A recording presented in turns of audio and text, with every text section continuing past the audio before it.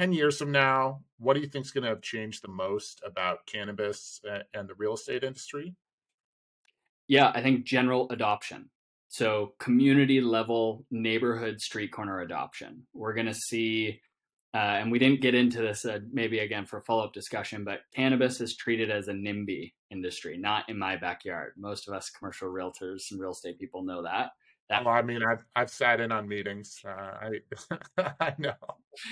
So I think that's the biggest change over the next 10 years, Gordon, that cannabis has, again, forever been treated with this false propaganda as this really dangerous thing for our communities. And if done right, it is, I believe, will be one of the most critical factors to community prosperity, economic growth, property value increase, tax dollars for the community for reinvestment, violent crime decreases, so safety in our communities increases. You just naturally are no longer arresting individuals for minor marijuana offenses. So that's the entire debate about justice and social equality within our communities. So yeah, I think that's the biggest change over time will be acceptance of this emerging industry, the influx of traditional professionals that will normalize the industry.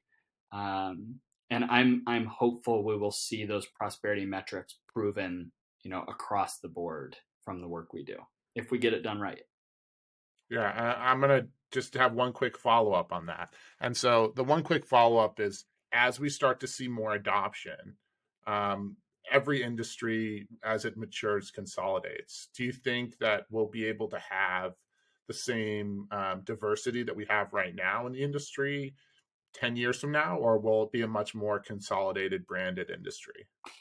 Yeah, man, great question, tough question. I think we are in a M&A consolidation phase of the evolution curve. We're moving probably we've definitely moved from early innovator to early adopter. We may be seeing 2023 to 2025 the crossing of the chasm into early majority. It's the federal restrictions that are really hurting the diversity of this industry, in my opinion. So you have especially the financial capital restrictions. You have all these legacy, this massive grassroots movement. We talked about a very diverse base of operators and knowledge experts in this industry that know the product, know how it can treat a patient or a consumer on the adult use side. But that restriction, the lack of access to banking, lack of access to capital, insurance, all those real estate difficulties, it's allowing large corporate cannabis entities really to thrive and are consolidating to be able to compete. The costs are very real. You have increased legal costs, compliance costs.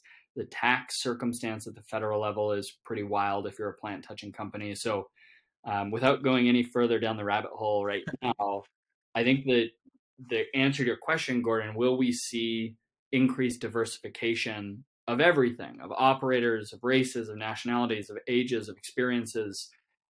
I think, yes, I'm hopeful that grassroots culture remains. We need it. The industry will be sorely hurt if we lose it.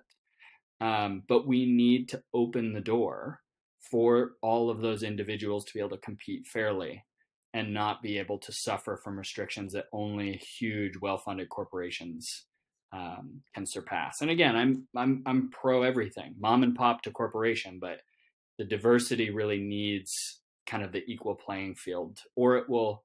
We've seen over, unfortunately, really the past 5 years, a decrease in minority-owned businesses in cannabis and female-owned businesses in cannabis. A lot of that has to do with access to capital. Yeah, look, I'm sure we can have a whole separate conversation just about that. I can say from my perspective, look, I haven't done cannabis deals, but we've done a lot of deals with your traditional liquor and brewery groups, and everything changed in 1979, right, with Jimmy Carter. So federalization of cannabis is going to change things ultimately when that comes, and so we'll probably get to that. A change of pace from the get rich quick gurus. Subscribe to the Real Finds podcast for in-depth conversations with voices shaping the real estate world.